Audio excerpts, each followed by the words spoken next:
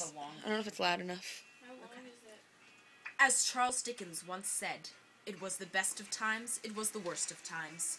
No statement could be of more accurate use when describing the calamity of an experience that was the venture of 4 unsuspecting teenage girls on their way to Flushing, Queens. We awoke to the aspirations of great things.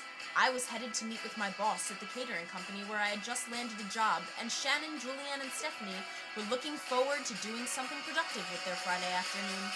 What started with such innocent hopes soon turned to utter frustration and turmoil.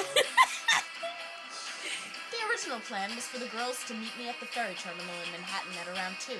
On top of the fact that my meeting ran short, they missed the shuttle they were supposed to board, which left me with about an hour's worth of free time in downtown Manhattan. As I began the trek from the South Street Seaport, all seemed to be going well. There was a slight breeze, but I was prepared for that. What I was not prepared for, however, were the events that were to follow. Upon reaching a stoplight, I found myself grabbed by the arm by a stocky, middle-aged man in a suit saying, "Come on, let's go," as he proceeded to drag me across the street. We managed to dodge 2 taxis and a particularly vicious minivan before reaching the other side, the time by which he finally released me and began to walk away, leaving me with only his declaration of, "Oh, that rush," and what I can imagine is quite the quizzical expression. Since there was nothing I could really do about this beyond strange encounter, I decided to continue my journey towards Battery Park, where I intended to wait out the arrival of my comrades with a book. I soon found that the light breeze I had initially been prepared for was steadily turning into a strong wind, something I had not intended when preparing for the day. Alas, I braved the elements and carried on reading until finally my fingers were too numb to turn the pages, and I decided it was time to head into the ferry terminal to work. As I began the short walk across the park, I found myself being tapped on the shoulder from behind. I slowly turned, completely irrationally dreading the return of the suited man from the crosswalk. What I found instead was a small Hispanic man requesting I take a picture of him from his phone. My assumption that there could be no harm in taking one simple picture was soon mauled when he began grilling me with questions. What was my name? Where did I go to school? What was I doing in the park? If I could take another one from a little farther back, etc. Unfortunately for me, I have inherited my mother's inability to extricate myself from situations, so I continued braving his inquiries, making up answers. My name is Angela, I go to school in Utah, I was just meeting a friend, and sure I could take another, as I repeatedly attempted to hand back his camera and move away. Suddenly I found myself being tapped from behind once again.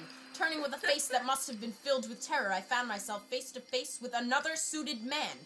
This one considerably younger than the first, asking if this man was bothering me. Was he cute? I politely responded, yes. I politely responded with a no, as he proceeded to not so politely tell the Hispanic man to be on his way. What a nice guy. As this was my third unwelcome encounter with a strange man in a matter of less than an hour, I was a bit wary of being alone with him. A feeling that was soon replaced with my indignation as he began to chastise me for being alone, telling me that I should have no qualms with being rude to creeps like that. As we bickered about my situation, we began walking back towards the ferry, where we remained chatting until I finally got the phone call that Steph, Julianne, and Shannon had arrived. I bid my rescuer goodbye and made my way to meet them. That's all I have so far. That's all I have so far. Can you scroll up, though? Oh gosh. That That was great. And what is that piece called? Oh, I didn't read that part out loud. I have to change it. What is this piece? It's called The Seventh Train Debacle. Oh, no, wait, actually, I forgot what it was supposed to be called. It's supposed to be called This Happens Every Time I Go Tuxedo Shopping. But that has yet to come in the story. This is why you're born to be a writer, Deirdre. Clearly. Wait, it gets so much more funny. It does. Oh gosh. It gets fucking This is only part 1. We shall return for part 2 at a later date. Deirdre, don't Farewell. Deirdre, don't